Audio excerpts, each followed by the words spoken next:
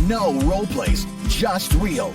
Chris and Lorenzo share 4 decades of combined experience to help you become a more effective leader. We've never really, as a workforce, spent a lot of time on making sure we're developing good leaders. We'll be able to share stories, experience, mistakes, failures, successes. This is Hacking Your Leadership. Welcome to Hacking Your Leadership. I'm Chris. And I'm Lorenzo. And Lorenzo, on this episode, I want to read a listener question that we received recently that got me thinking, and I want to know what your thoughts are on it too, because I think it's an important one. I'm just going to read it, and we'll go from there. This leader says, I was recently promoted into a role where I have several direct reports, and all of them lead teams of people themselves. Some of these people I've managed to click with right away, and we have a good relationship already. Others have been more difficult, though. They seem to be just as effective leading their teams as the ones I've become close with, but their style is so much different than mine that I found myself wanting to correct them on things that probably didn't need correcting. How do I get to a place where I can lead them without alienating them? And the reason why I like this one is because we've talked about some things that are similar to this, but I don't think it hits it right on. We've talked about the importance of surrounding ourselves with people who will challenge us as leaders, and how we all kind of agree that that's important to do, that if you just surround yourself with people who will tell you, yes, you're doing the right thing, you might not ever know if you are off course or if you've lost sight of things. It's important to have people around you who will challenge you, your own personal leadership. But this is different. This is someone who challenges your ability to lead, but they're not actually doing anything wrong, or they don't necessarily seem like they are.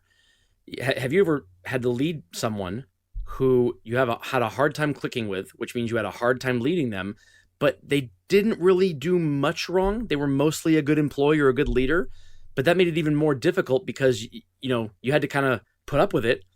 But whenever something came across that they had to work on, or that you really should be giving them feedback on, you found it really hard to broach that subject. Yeah, I've had the opportunity to lead, many different teams in my career, and especially new teams, like where I'm the new leader of a team. And what naturally happens right off the bat is, I think what you were mentioning is that, in the question, and what was in the question is that you will click with some people just naturally. There'll be things that you're aligned on, whether it's just, background experience, hobby, stuff like that. But then even more importantly, leadership styles, like there are leaders that will be very aligned with, or to a degree, see the job, see the work, see the leadership theory almost the same way that I do. And it becomes really easy to kind of, even if you just are meeting them for the first time, to be able to click with them very quickly, and then also be able to move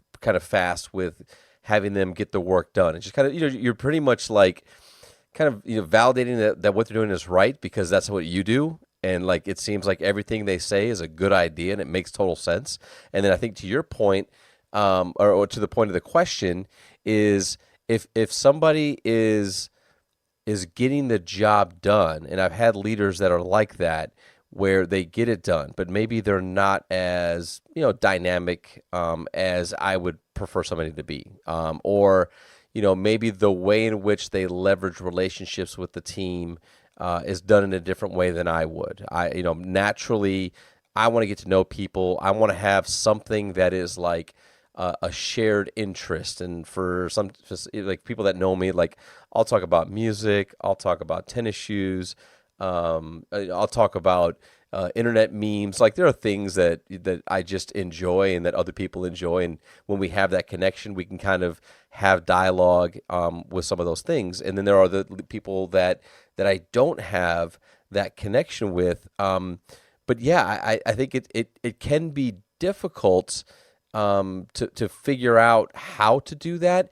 But I think the big piece of this is what the question said, which is that they're effective. They're doing a good job. So I think that you really got to spend the time, to get to know them and really spend the time to better understand maybe how they see the work, and then allow them to also learn from you on how you see the work. Right. I think in my career, when I see leaders replaced with other leaders, it's either voluntarily or involuntarily. Either the leader was ousted and they were replaced, or the leader was promoted and were replaced.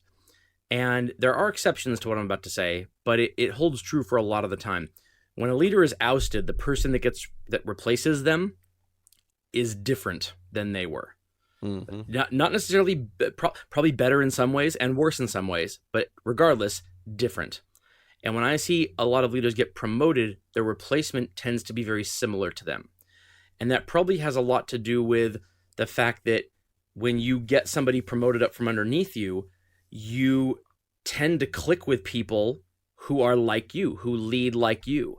And so almost like a monarchy situation where the son takes over for the father, who then the grandson takes over for the son, this kind of lineage. You could almost have this lineage of leadership style that perpetuates in an organization or in a team of people, if it is, one, effective, but two, if the leader is kind of choosing their replacement as they get promoted.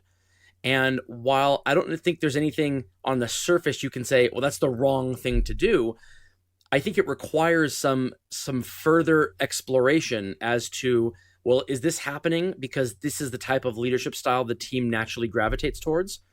Or is this person getting promoted because they're the type of person that the current leader gravitates towards?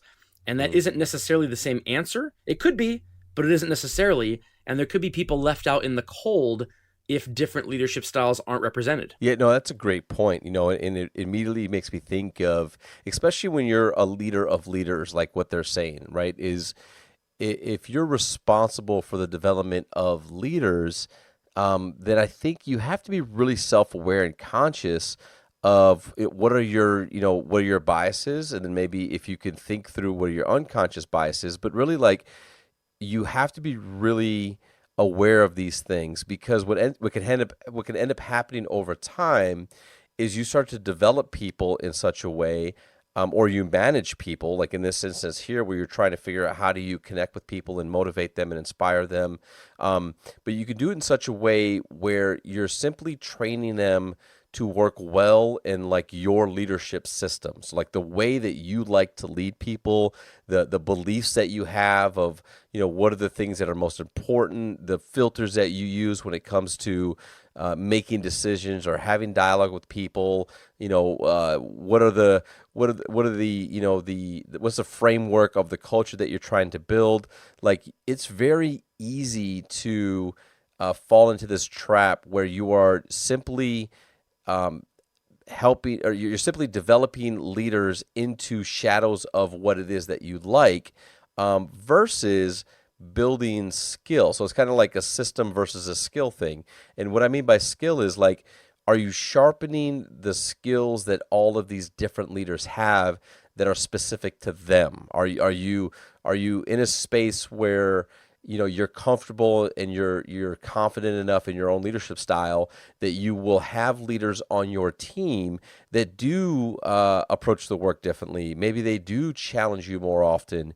Maybe they have questions when what you would assume to be very easy direction or strategy. Like do you have them on your team? Because in my experience, I think it's absolutely critical. You have to have a team of leaders, and again, this is a leader of leaders. You have to have leaders that bring something dynamically different to a degree onto the team, because it pushes everybody to be better. And I think that leaders over time will tend to take the best of one another, as long as it's a healthy environment and as long as they're all being effective at their job. But I think that's really important. I think it's something that leaders have to be very conscious of. If you look around the room and everybody sees the work exactly the same way that you do, will you ever have a chance to truly innovate or push the bar even higher without somebody in there that sees the work differently? Yeah, I like that a lot, and I especially like one of the last things you said there, which is as long as it's a healthy environment and everybody's leading effectively, because this isn't make sure you have good cop and bad cop on your team. This isn't that. This is, I think about another parenting example. I think about how my wife and I are good at very different things when it comes to parenting. Yet all of those things are needed. And if my children had two of me or two of her instead of one of each of us, there would be a lot that they would be lacking in their lives from a support standpoint. Because having different types of parenting styles are more effective in some situations, and other types are effective in other situations. And so this isn't a if mom says no, ask dad, or vice versa. This is just sometimes the issues that children have require the type of leadership and type of parenting that I naturally gravitate towards and I am good at. And sometimes the things they go through are things that my wife should handle because the type of parenting that she is good at and the natural skills that she has are more appropriate for that situation. And so when you think about it in the context of a work environment, your employees are all different personalities. And regardless of what your leadership style is, you will naturally have some of your team gravitate towards that and thrive under it. And you'll make great relationships right away, and you'll build trust right away. And you'll have other people who you'll be working from a deficit with because the differences you see in them, they also see in you. They see those differences right away, just like you did. And so it will take some serious effort, intentional effort, but important effort in order to break through that. If you, this is speaking to the person who wrote into us now, if you are feeling that hard time leading them, believe me, they're feeling the exact same thing in terms of how do I approach this new person? How do I talk to them about something else I'm having, a problem I'm having with my team? They seem to do things a lot differently than me, and I don't want to get into a spot where they're going to start telling me how to change how I run my team because I feel like I'm doing a good job. And so this isn't a one-way street. This isn't everything's happy underneath you and you're the one struggling here. They are struggling also. Yeah, no, I think it's a great point. And reflecting back on teams that I've been on, I truly believe that some of the best work that I've ever been a part of getting done was a result of having a team like that. Like I even think about, you and I have spoken about this before, but our history in working together and the work that we were able to accomplish. And I think a lot of people talk about the podcast and the show, and they say like they really enjoy it because we see some things very differently. We tend to agree on some of the ideas and thoughts that we put out there, but we actually have a different perspective on how we see a lot of the different work and dynamics and whatnot. And I think it's healthy, and it's what you want. You want to have that type of an environment. And so when I think about the times that I've been a part of those teams, I remember things like really healthy debate and knowing that the person is just as passionate about what the end result is, which is, either this fantastic product or this experience or this training or whatever is being created. We know that we share that commonality, that we're trying to accomplish exactly the same thing. And then we allow the debate to bring us to a space where we can refine the ideas and really have the best idea win. And even currently, like I can tell you, I've got peers of mine that bring a different dynamic, to our team. One of the things that I'm very comfortable with is looking at content, thinking about messaging, very loosely being able to talk to my team or others about the work that we're doing and how that ties together, and really kind of big picture vision. And one of my current peers is very structured, takes the time to do a lot of research, really thinks about what's going to be said before it's said. And what I realized was, while that's not my style of approach, there are things that I can get from that. And that structure and that forethought and really documenting things ahead of time to prepare for things, I've borrowed some of that in different scenarios where I felt that it would have a much larger impact and it would be more helpful for me. But we just completely see those types of things in a whole different light. But it's helped me become a better leader as a result of understanding that I have somebody that does the work differently and also gets a great result and is very effective at their job. But it's something that you have to be conscious of, and you want people on your team that see it that way sometimes. But how do you do that without falling into a trap of looking at, let's say they fail at something. Let's say that something needs work in one of their teams. It can be very easy to say, well, the reason why this is failing is because this is how you lead that team. That's the cop-out way, but it's easy because if you don't know why it's actually failing other than that, it'd be really hard to pinpoint that. So how do you stop yourself from saying, oh, it's failing because you should lead more like me? Yeah, well, I think it's either you're either a learner or you're not. That's just kind of how I see it. Is like you either are a leader who's constantly learning. You're looking at these types of opportunities as a place where you can learn, and you're working people through the process of self-discovery for them by asking them questions that are helpful for them to connect the dots or to reflect on the work or to think about what they could have done differently without any leading questions, without any way of doing what you're talking about. Like when I think of leaders that I have that are in that space, I approach it in a very different way. I sit down and say, let's talk about the work and what did you see, and was this the result that you were looking for? Like, and I know it sounds very simple and basic, but understanding how they think and what got them there, for me as a leader, is so much more important for my learning versus making the assumption that it was just because they did it differently or because that's not the way that I would approach it. But I spend a lot more time in dialogue of asking questions, taking notes,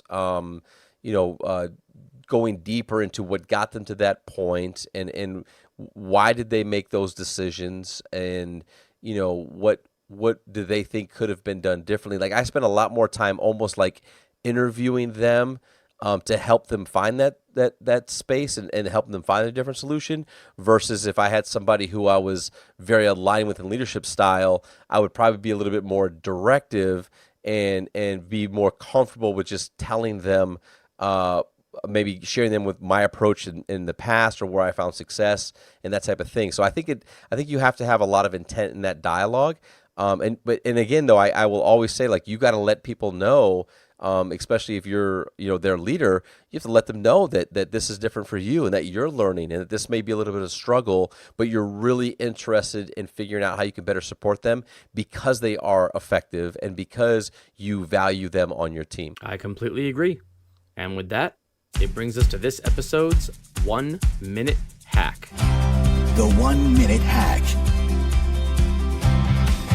Okay, so for this episode's 1 minute hack, what I'd like to do is expand on something that I was talking about earlier, which is really the elephant in the room. And that is that when you are a leader of leaders and you are having difficulty connecting with, inspiring, motivating, or just plain out, leading leaders that do things differently than you do or have a different approach, I think it's imperative that you sit them down and you tell them that.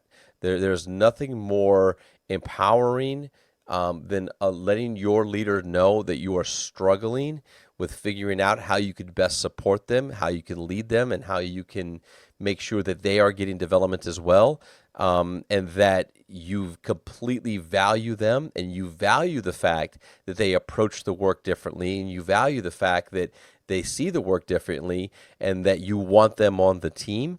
And then letting them know that you're going to need their help and that if they feel like at any point that you are either leading them or managing them in such a way that you are kind of pulling them to the center or you're trying to minimize their approach or those types of things, that you're asking for their help and letting you know that that's how they feel so that you can you can address it in the moment and make sure that they still have the confidence and the ability to show up as their unique individual selves.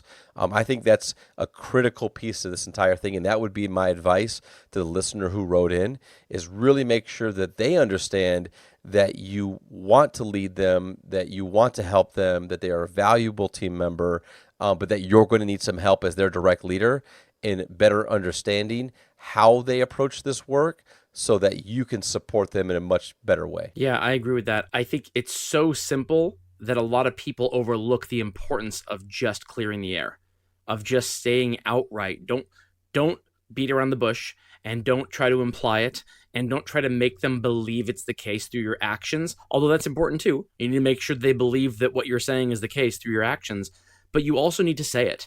Tell them what they can expect to see from you, because that's what you want to do, and ask them to help you hold yourself accountable to it.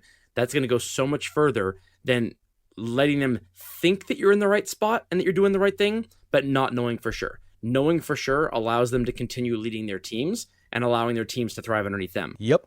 And with that, it brings us to the end of this episode. This is Hacking Your Leadership. I'm Lorenzo. And I'm Chris. And we'll talk to you all next time.